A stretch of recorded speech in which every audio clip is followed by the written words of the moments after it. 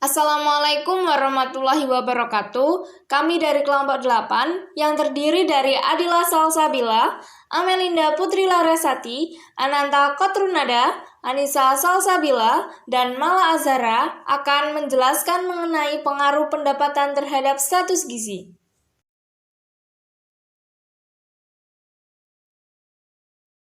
Berikut merupakan konsep analisis masalah gizi menurut UNICEF.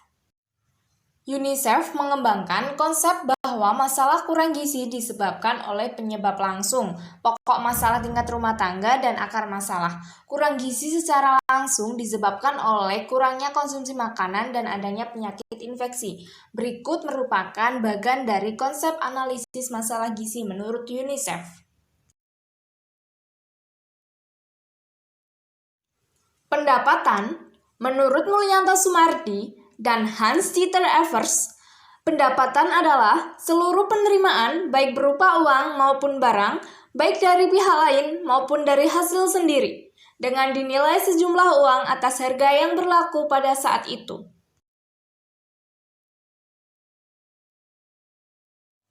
Menurut Bayu Wijayanto, pendapatan rumah tangga adalah pendapatan yang diperoleh seluruh anggota keluarga yang bekerja. Apa itu status gizi? Menurut Sukirman, status gizi berarti sebagai keadaan fisik seseorang atau sekelompok orang yang ditentukan dengan salah satu atau kombinasi dari ukuran-ukuran gizi tertentu. Menurut Sukitjo, menyatakan bahwa status gizi adalah konsumsi gizi makanan pada seseorang yang dapat menentukan tercapainya tingkat kesehatan. Kegunaan angka kecukupan gizi ada 3. Yang pertama, untuk menilai kecukupan gizi yang telah dicapai melalui konsumsi makanan bagi penduduk atau golongan masyarakat tertentu yang didapatkan dari hasil survei gizi atau makanan. Yang kedua, untuk perencanaan pemberian makanan tambahan balita maupun perencanaan makanan institusi. Dan yang terakhir untuk perencanaan penyediaan pangan tingkat nasional. Apakah ada hubungan antara pendapatan keluarga dengan status gizi? Selanjutnya, menurut para ahli, yang pertama dari Sukirman, yaitu yang menyatakan bahwa keluarga yang berstatus sosial ekonomi yang rendah atau miskin umumnya menghadapi masalah gizi kurang. Keadaannya serba terbalik dari masalah gizi lebih.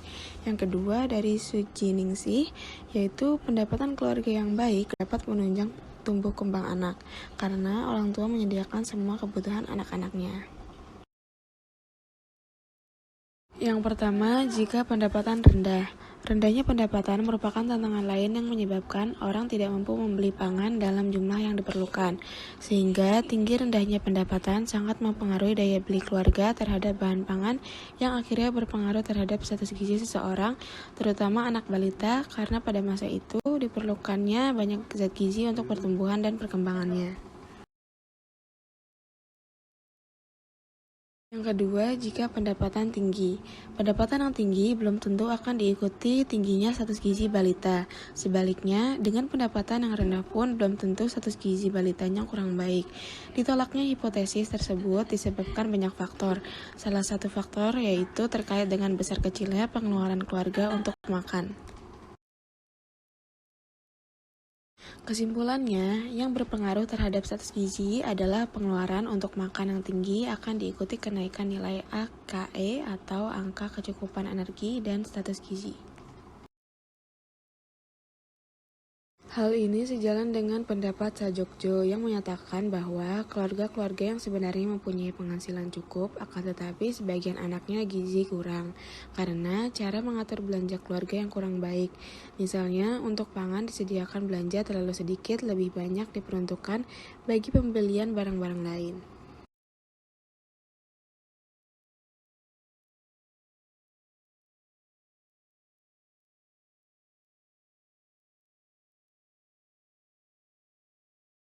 Sekian dari kelompok 8, lebih dan kurangnya mohon dimaafkan. Wassalamualaikum warahmatullahi wabarakatuh.